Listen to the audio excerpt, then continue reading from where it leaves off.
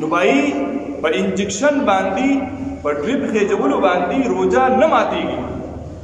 اوس بل سوال دی بھائی، یو سوال پکې دا دی چې آیا دا د غوښې انجکشن وي که دا د رګ انجکشن وي؟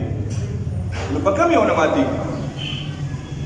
نو بھائی که دا د غوښې انجکشن دی او که دا د رګ انجکشن دی، په دواړو نه ماتېږي.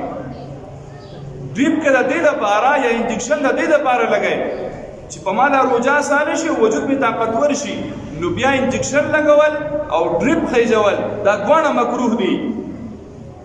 په خبره پوه نه شو؟ دا د عذر په بنیاد باندې دا یو سړی داسې دی هغه ته د معدې داسې تکلیف دی چې غریب پریوزي ورځي، یو سړی داسې دی چې هغه بل څه بیماري ده، تبه یې ده، خېټه یې خرابه ده، ټینګېدی نه شي، نور خرابېږي. نو که هغه ته مونږ انجکشن وکړو نو بلکل ټیک دی. که دا د رګ انجکشن وي، که دا د مټ انجکشن وي، او که دا ډریپ خېجولي.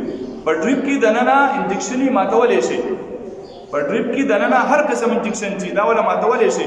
طاقت انجکشن دی، وجود ته طاقت ورکوي، دا ولا کولی شي. خو که محض دغه مقصود دی چې زه طاقت حاصلوم، چې دا روزه مې خراب نه کړي. نن سبا هلکان هم ډېر زیات نازمین شوي دي که نه، ځان دا ډاکټر دکان ته ورغی، یو پروت و، مې راکړه ولې تباه شوم غلی کړه ډریپ خېجو. مې څه دپاره؟